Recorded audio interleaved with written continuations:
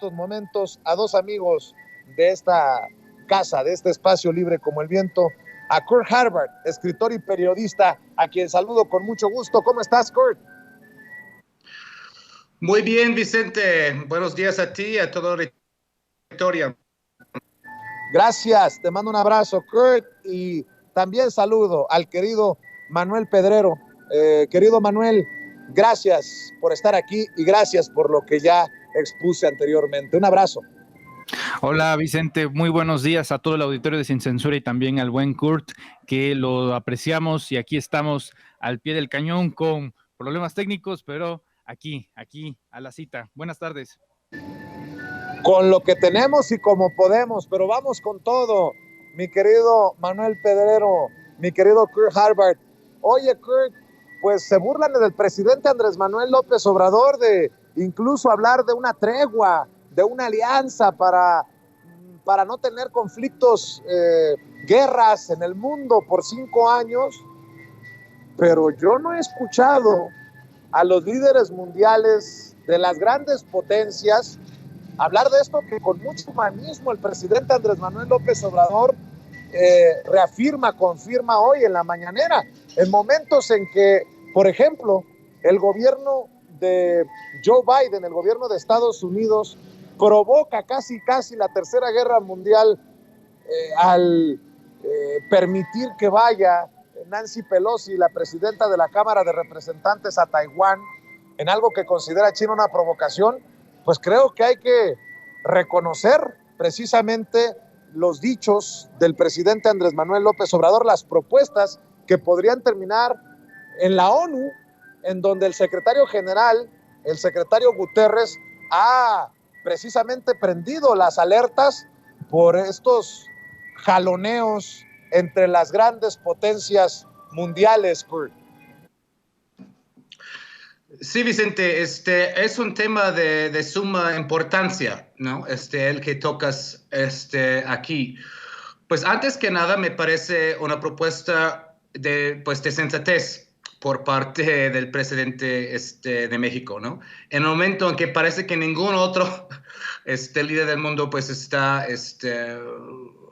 actuando con esta misma prudencia, ¿no? Sobre todo no los grandes líderes de las potencias, ¿no?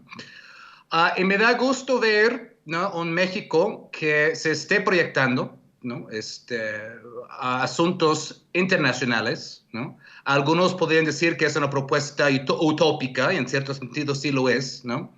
Pero vaya, ningún gobierno anterior pudo haber tenido la autoridad moral para hacer una propuesta así. Entonces, me da gusto de entrada que México se esté proyectando en asuntos de diplomacia internacional cuando realmente hace mucha falta, ¿no?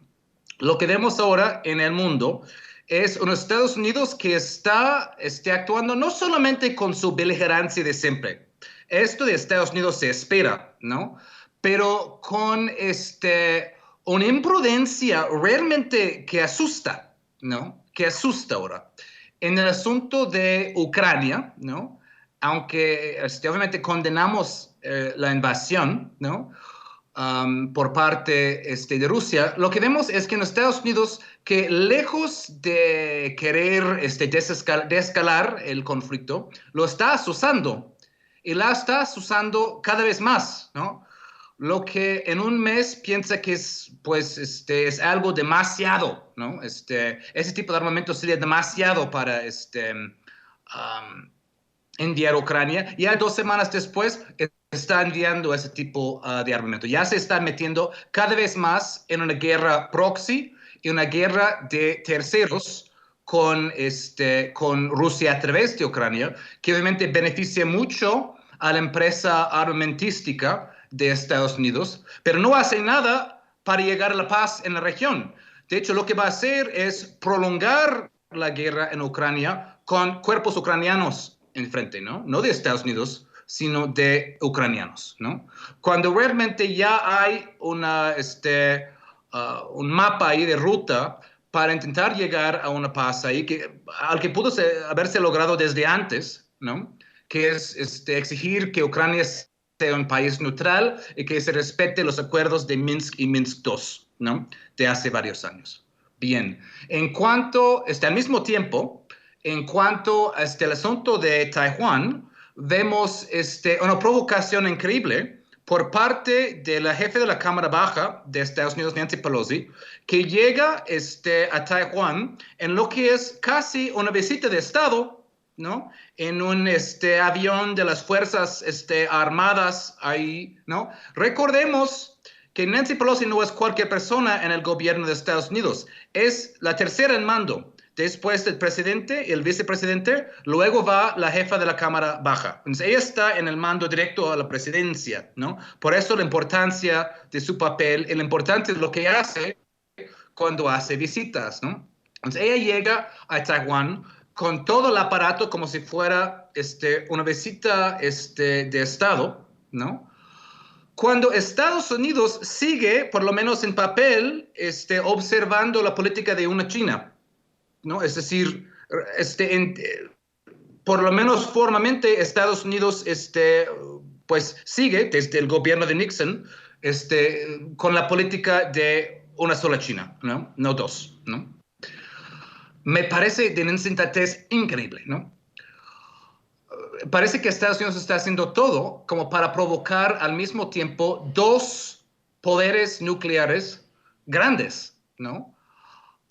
Ni siquiera Joe Biden quería que Pelosi fuera a Taiwán, pero Biden es un estado tan débil en su presidencia y con una popularidad tan baja, pues que ni siquiera él como presidente de Estados Unidos pudo impedir su visita, ¿no? Que de por sí es sumamente preocupante. Es decir, ¿quién tiene el timón ahora del gobierno de Estados Unidos ante la debilidad y obviamente pues el declive de Biden? Hay que decirlo, ¿no? Entonces, básicamente Nancy Pelosi está ahí como actor, ahí improvisando su propia política exterior, ¿no? No la del presidente, no la del Departamento del Estado, no la de una política formalmente acordada entre los poderes, ¿no? Entonces, ante todo eso, vemos realmente un asunto donde estamos ante un peligro de una guerra nuclear, más fuerte que hemos visto desde el fin de la supuesta Guerra Fría, ¿no? Que en cierto sentido pues ha sido resucitada o nunca terminó, ¿no? Um, y es preocupante. En este marco es importante una propuesta como la del presidente, que si bien no va a prosperar en el corto plazo, ¿no? Dada esta combinación de beligerancia y pues provocación de Estados Unidos, es importante poner esas propuestas sobre la mesa. Es decir, ¿dónde está la ONU? ¿No? ¿Dónde está la ONU? Como dijo bien el presidente hoy en la mañanera, ¿no? Y antes el presidente ha criticado, ¿no? Justamente a la ONU para ser un florero de los grandes poderes, ¿no? Entonces, ¿dónde está la ONU ahorita? Si su papel debería ser la de hacer el tipo de propuestas que está haciendo Andrés Manuel López Obrador. Entonces, pues yo pongo esto ahí de entrada, que en medio de una situación de beligerancia, una escalación muy desestabilizante, es importante apostar por ese tipo de propuestas por imposibles que pudieran parecer en el corto plazo. Así es, tengo entendido que le ha jugado una mala pasada el servicio de electricidad a Manuel Pedrero y en efecto, en la Ciudad de México se le fue la electricidad y por eso déjenme saludar también a mi querido Toño Ruiz en esta mesa de diálogo. Toño, pues las cosas que pasan en una transmisión en vivo y en directo. Por cierto, ¿qué piensas de, ya vimos a una propuesta del presidente hacia lo internacional, pero hacia lo nacional también vemos a un presidente que es todo menos lo que han querido pintar de él. Y hoy lo confirma. ¿Qué han dicho de él los panistas? Que es un intento de dictador, que es un autócrata. Y hoy el presidente Andrés Manuel López Obrador le apuesta, como siempre, a la no censura, aunque se trate de Felipe Calderón. Vean y escuchen y después vamos con la opinión del querido Toño Ruiz.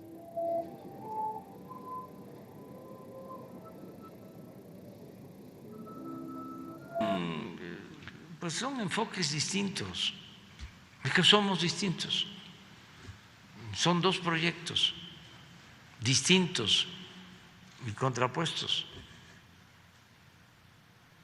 Ellos le llaman populismo, paternalismo, todo lo que se destina a apoyar a la gente.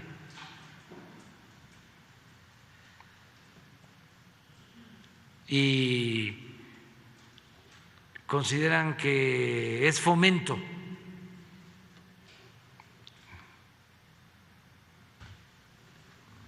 Lo que se destina a apoyar a los potentados o rescate.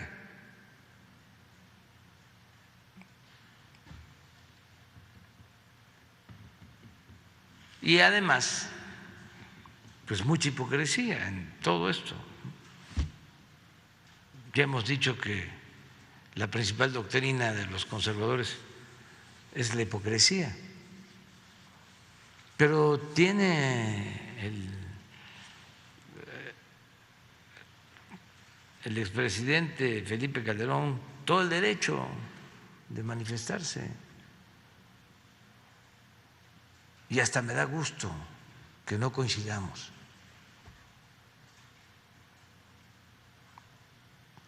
Ahora, si lo que estuviésemos haciendo estuviese mal y afectara al pueblo, entonces sí, tendrían razón.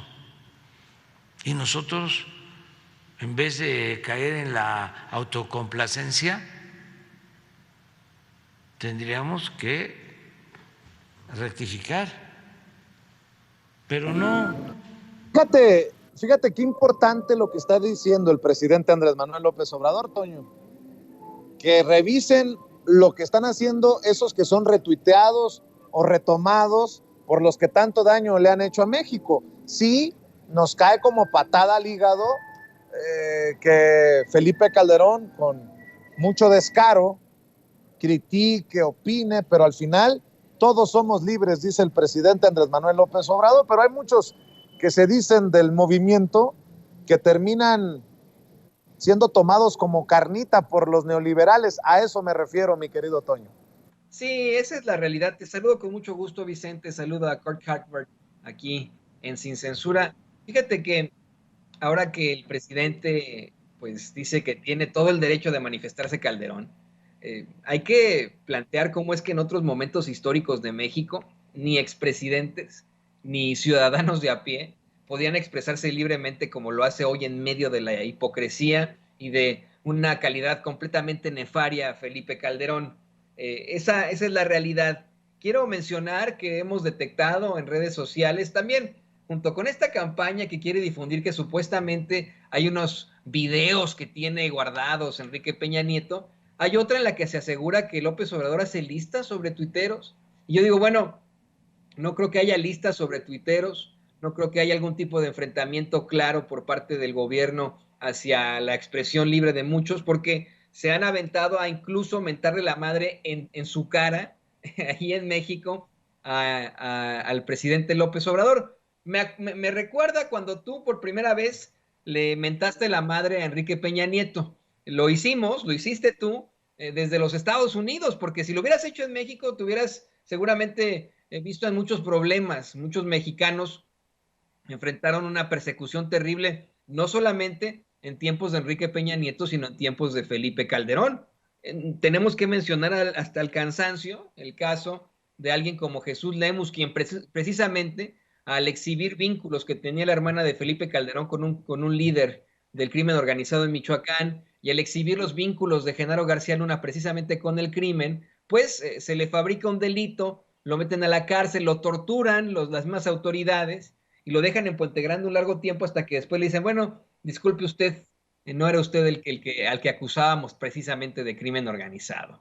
Yo creo que esto sí debería, aunque sea, reconocerse por esos medios de comunicación, esos voceros de la ultraderecha, pero ni siquiera eso, ¿no? O sea, ni siquiera eso, constantemente están gritoneando, ¡ay! Nos están censurando, pero nos están censurando, se la pasan censurándonos. ¿Y quién los está censurando? Dicen lo peor de lo peor, tienen todos los foros de la televisión, todos los foros de la radio, están invirtiendo muchísimo dinero en redes sociales, así que resulta verdaderamente ridículo. De hecho, nosotros quisiéramos que Felipe Calderón hablara aún más, no, que no se quede tan callado, porque fíjate, muy opinador, experto, cuando se trata de la economía, incluso del crimen organizado, de la violencia, de la pandemia, de lo que tú quieras. Pero tan pronto se presentan acusaciones formales o se habla más fuerte sobre su amigo Genaro García Luna, sobre lo que pudiera tener en repercusiones ese juicio, sobre cómo podría ser el investigado también o analizado por la Unidad de Inteligencia Financiera, se queda callado en redes sociales.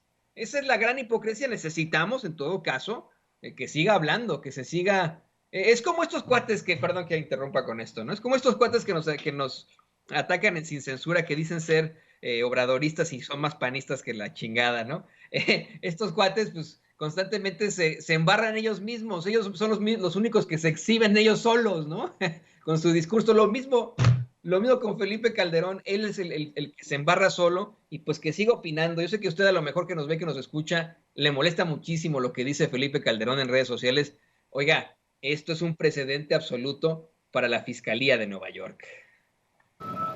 Oye, mi querido Toño, déjame ir con Kurt Harvard. Antes de cerrar la mesa de diálogo, quiero escuchar también tu opinión acerca de los esfuerzos conjuntos que han anunciado los gobiernos de Bolivia y de México. El canciller Marcelo Ebrard anda en Sudamérica y ya anunciaron acuerdos sobre litio.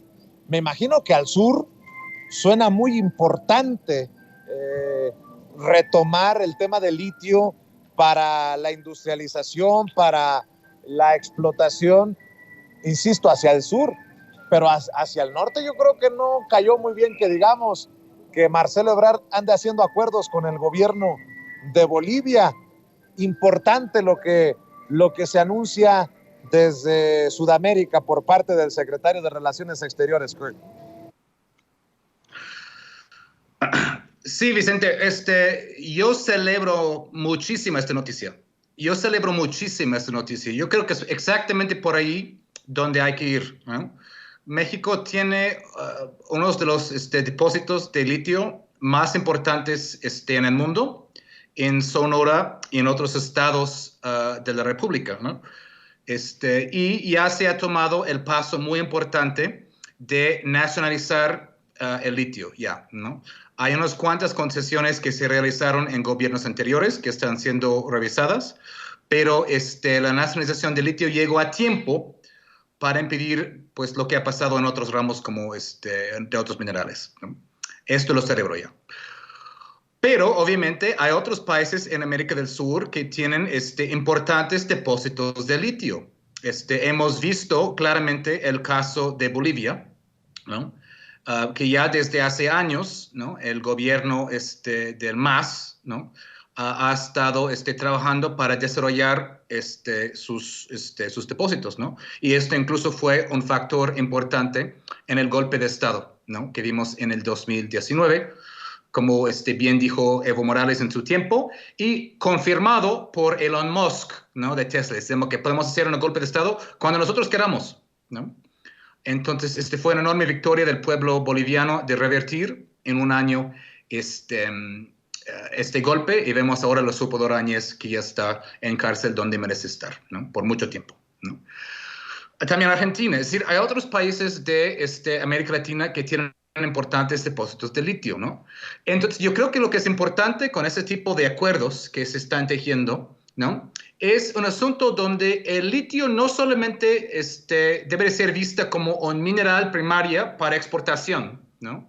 Como ha sido el papel de América Latina desde hace siglos, ¿no? Exportación de materias primas al llamado primer mundo, ¿no? Sino de hacer esfuerzos en conjunto para desarrollar este litio aquí en América Latina, ¿no? El litio es un mineral fundamental para baterías, para coches eléctricos, ¿no? Celulares, también tiene usos farmacéuticos y otras cosas. El litio es fundamental para toda una rama de cosas, ¿no?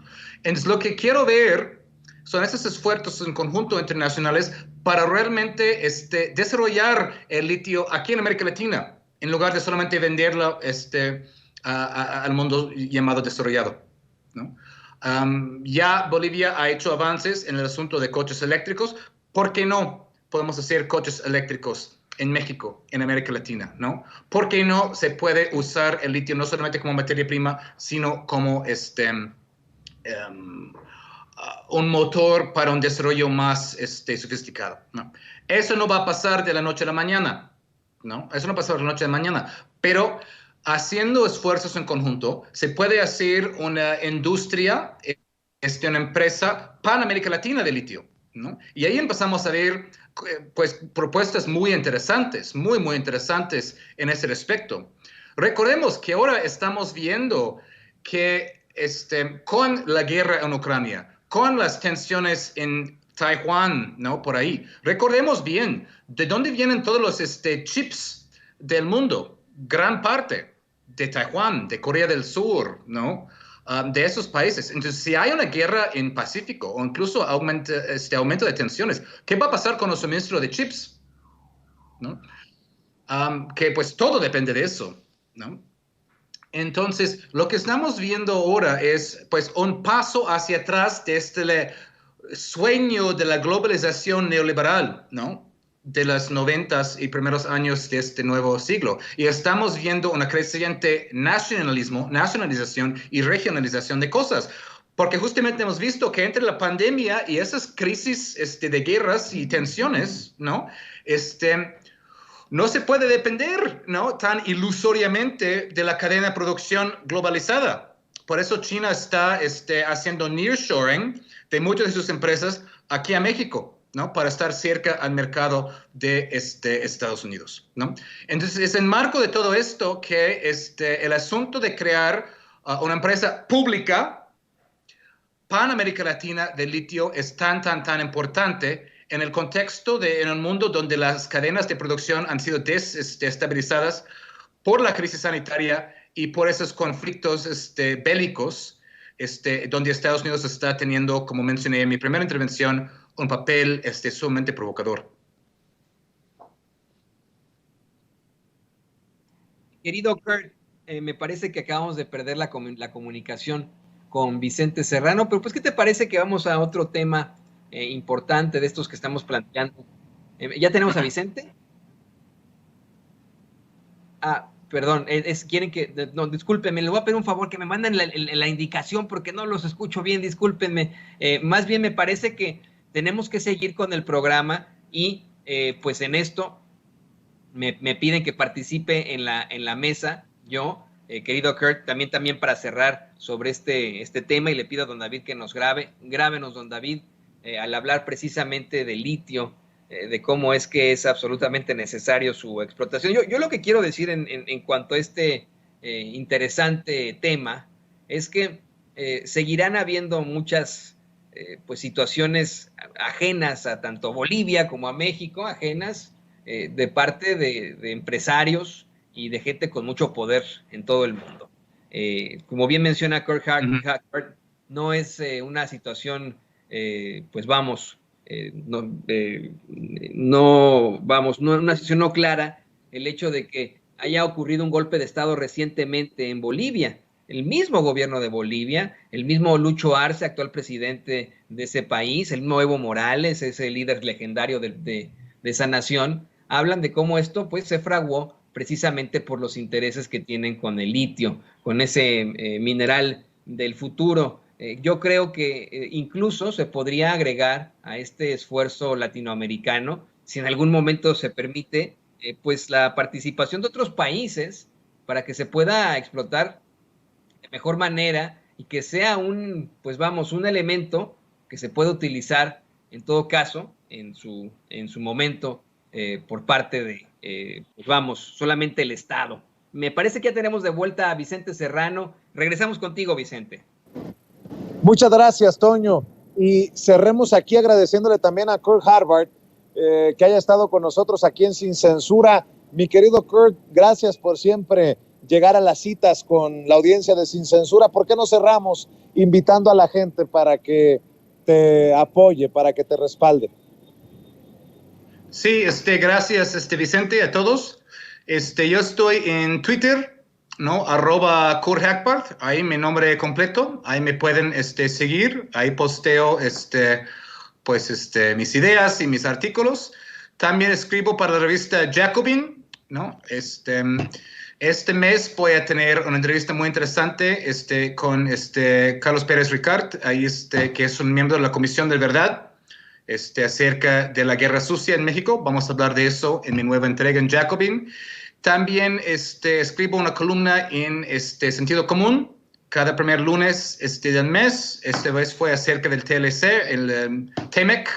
Ahí está en mis redes también. Y también sigue nuestro editorial, ¿no? Matanga Taller Editorial, que está en Facebook, que está en Instagram, para seguir apoyando literatura oaxaqueña, mexicana, voces independientes y nueva literatura.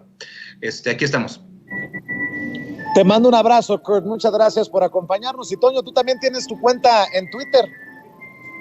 Así es, por favor sígame en J. Antonio Ruiz H, @J. Antonio Ruiz H, porque está buena la batalla royal que se desarrolla ahí en Twitter. Muchas gracias. Así es, mi querido Toño. Te mando un abrazo y le mando un abrazo también a Kurt Harvard.